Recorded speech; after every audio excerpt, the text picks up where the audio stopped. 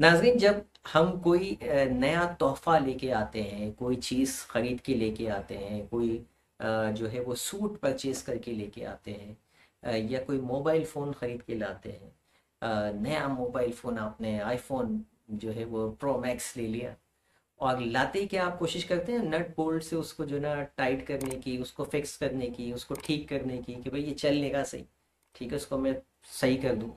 नहीं करते आप। ठीक है, जो चीज़ न्यू, ब्रांड न्यू आती है, या कार ब्रांड न्यू ले ली तो आते ही आपने उसको जो है ना पाना लेके शुरू हो गए। नहीं करते। लेकिन शादी होते ही मियाँ बीवी दोनों एक दूसरे को फिक्स करने के चक्कर में लगे हुए हैं। शौहर चाहता है कि मेरे हिसाब से फिक्स हो जाए, बीवी चाहती है ये मेरे हिसाब से हो जाए। यानी शादी से पहले तक जो एक दूसरे के ऊपर जान छिड़क रहे होते हैं, शादी के फौरन बाद उन्हें लगता है कि इस बंदे में भी बहुत सारी कमियां हैं जिसको मुझे ठीक करनी, और वो भी ये समझता है कि इस बंदी में बहुत सारी कमियां हैं जिसको मुझे ठीक करना है। ठीक है, और हम जो है वो फौरी तौर पे फिक्स करने के चक्कर में उनको बिगाड़ देते हैं, एक दूसरे को बिगाड़ देते हैं। ठीक है, जबकि ऐसा होना नहीं चाहिए। देखिए, शादी का के बाद जो लॉन्ग लास्टिंग आपके रिलेशनशिप है, उसका जो अल्टीमेट गोल है वो एक दूसरे को फिक्स करना नहीं, बल्कि एक दूसरे के लिए 100% रिस्पॉन्सिबिलिटी लेना। यानी पहला काम जो एक अच्छे अज़दवाजी ज़िंदगी के लिए ज़रूरी है, वो है टेकिंग 100% रिस्पॉन्सिबिलिटी।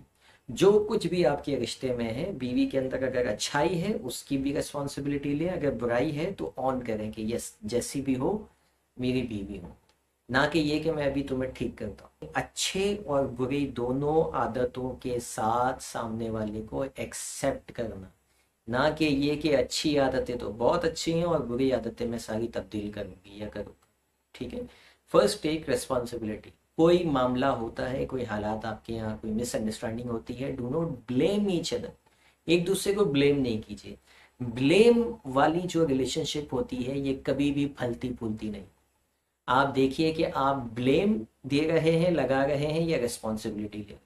अगर आपके घर में किसी भी किस्म का मसला है, take responsibility and try to change that, कि भाई ये चीज़ इस वजह से हो रही है, हमें इस रूट कॉज पे काम करना चाहिए और इसे हमें ख़त्म करना चाहिए।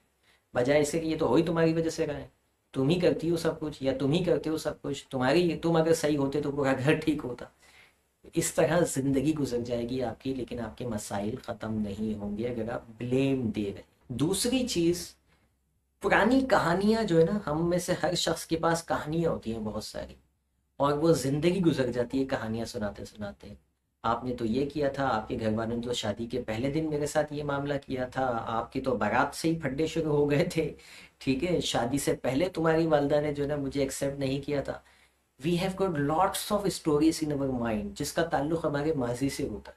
वो पॉजिटिव भी होती हैं, नेगेटिव भी होती हैं। ठीक है, आपने लास्ट टाइम भी ऐसा किया था, पिछले साल भी आपने यही काम किया था। ठीक है, पुरानी जितनी कहानियां हैं उसको दफन कर दीजिए। ठीक है, हर दिन न्यू स्टोरी क्रिएट कीजिए।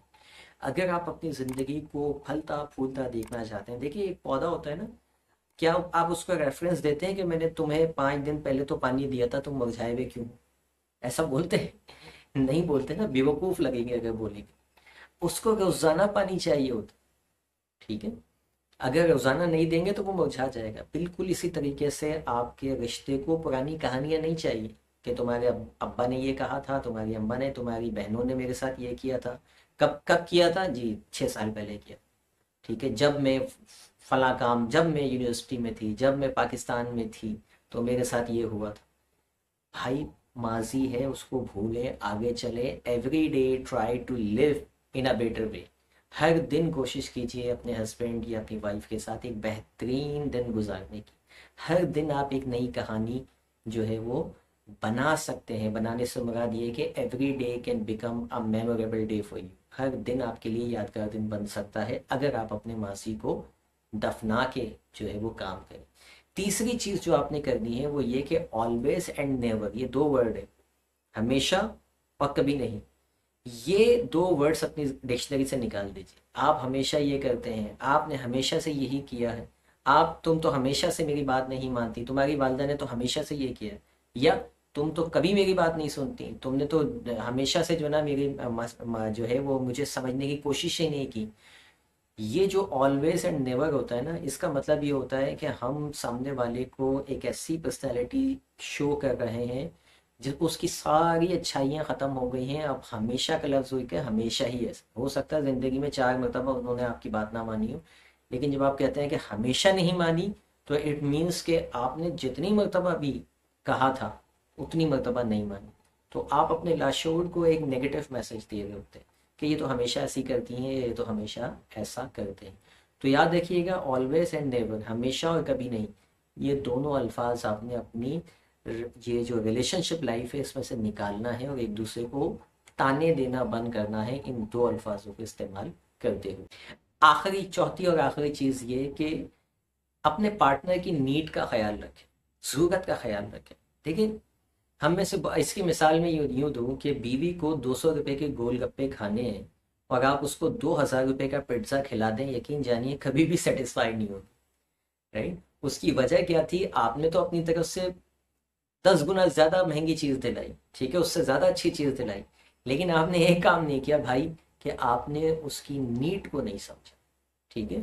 तो इट्स नॉट अबाउट कि आप उस पर कितना पैसा लगाते हैं, कितना घुमाते हैं, कितना फिराते हैं, कितनी केयर करते हैं, कितना ख्याल रखते हैं।